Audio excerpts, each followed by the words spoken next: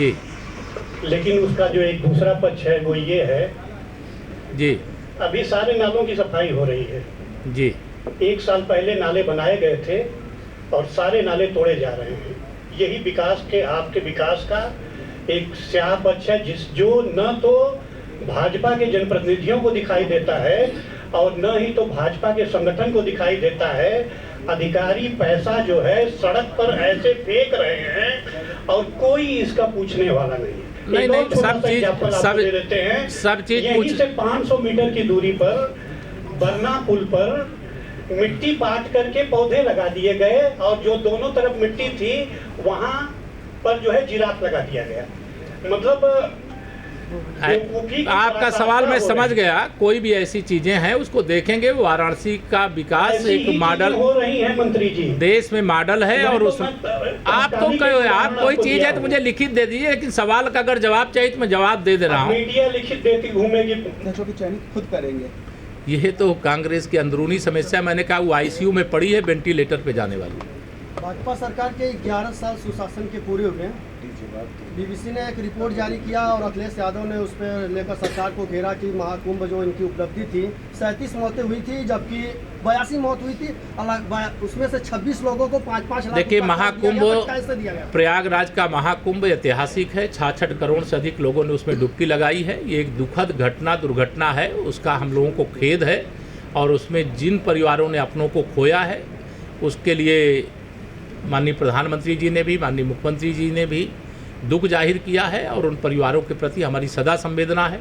हमारी सरकार का निरंतर प्रयास रहता है कि कोई भी तीर्थयात्री किसी भी तीर्थ स्थल पे आए तो सकुशल आए और सकुशल जाए। इस आंकड़ों को लेकर के सवाल उठा गए क्योंकि बीबीसी ने रिपोर्ट पेश की है कि 82 लोगों की मृत्यु हुई। देखिए, इस सवाल का जवाब मुझे लगता है कि किसी आप कोई समाचार चला दे मैं उसका जवाब दूँ, वो नहीं है। लेकिन कोई भी अगर इस कुंभ की जो दुखद दुर्घटना हुई थी उसमें कोई भी किसी परिवार ने अपने सदस्य को खोया है तो उसका हम बहुत पहले भी दुख जाहिर किए, आज भी दुख जाहिर करते हैं। उन परिवारों के साथ हमारी संवेदना है, सरकार साथ। 11 साल सुशासन के पूरे हुए प्रधानमंत्री के संसदीय क्षेत्र में स्नेहा कुशवाहा जो आपके समाज से आती हैं उनका हत्या कर दिया गया, बलात्कार किया गया, लेकिन न्याय नहीं मिला। प्रधानमंत्री की रैली में जाकर उनकी मां ने लगातार मदद मांगी, लेकिन इस मामले में नहीं। जो कोई मामला होगा, आज मैं 11 साल की उपलब्धियों पर आपसे बात कर रहा हूँ। अपराध कोई भी करेगा, वो किसी जाति का हो, अगड़ा हो, पिछड़ा हो, दलित हो। यहाँ हम जातिवाद की राजनीति नहीं करते हैं, लेकिन अपराध अगर कोई करेगा, किसी की कोई हत्या करेगा, किसी का अपहरण करेगा, किसी के साथ छिनैती फिरौती लूट करेगा तो कानून उसके खिलाफ कठोरता से निपटेगा। धन्यवाद। हाँ, उधर भी तो ले लो यार। हमारा योजनाओं में रहा है माननीय मंत्री जी। हाँ, आप जो बात कर रहे हैं उसी वरुणा कॉरिडोर की बात मैं आपको एक जवाब आप मेरी ओर से इतना ही ले लीजिए। वाराणसी हमारे लिए विकास का मॉडल है और इस मॉडल को पूरे देश में अपनाया जा रहा है। कहीं कोई लीकेज करेगा, मैंने पहले ही कहा है, कोई गड़बड़ी करेगा तो उसको जांचेंगे, उसके दोषी जो होंगे उनके खिलाफ कार्रवाई करेंगे। माननीय मंत्री जी, उसी मॉडल को बताया जा रहा है। तो बता दिया आपने, मैं सुन लिया, मैंने तो बता दिया। हाँ, धन्यवाद। और कोई चीज? एक सवाल है हाँ, कि आज पूरी काशी खुदी हुई है। अगर कोई चीज खुशी, अभी मैं वाराणसी अभी एयरपोर्ट से आपके बीच में आया हूँ, मुझे लगता है 15 मिनट लगा है आप तक पहुंचने में। सवाल 15 मिनट का नहीं है। हाँ, लेकिन आप जो है आप तो प्रोटोकॉल में आए हैं, पैदल जाकर के देखिए, पूरी काशी धूल दूषित हो रही है और खुदी हुई है, जगह जगह पानी भी नहीं मिल रहा। अगर देखिए कोई चीज नई बनाना पड़ेगा तो निश्चित तौर से कोई पुरानी चीज बनी होगी तो उसको तोड़ना होता है।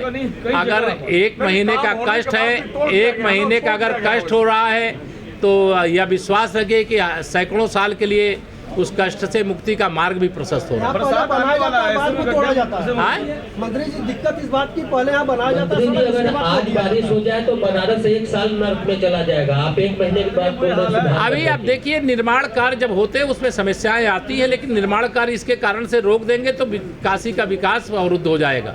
हमें विकास भी करना है, हमें आप सबको सुशासन भी देना है, आप सबको व्यवस्था भी देना है। धन्यवाद। निजीकरण को लेकर क्या कहेंगे? लगातार अब अभी और सिंचाई विभाग 4000 पदों को खाली किया गया है। अभी मैं आपको इसीलिए पहले मेरे दिलीप जी ने बताया 11 साल पे आप जो सवाल पूछ रहे हैं पूछिए। 11 साल की अभी उपलब्धि मानी जाएगी क्या कि रोजगार छीना जा रहा है? नहीं, कोई रोजगार नहीं छीना जा रहा है, रोजगार की बरसात हो रही है। धन्यवाद। अजय राय कांग्रेस के प्रदेश अध्यक्ष कह रहे हैं कि 11 साल झूठा रहा है। कांग्रेस आईसीयू में पड़ी है, वेंटिलेटर पर जाने वाली है।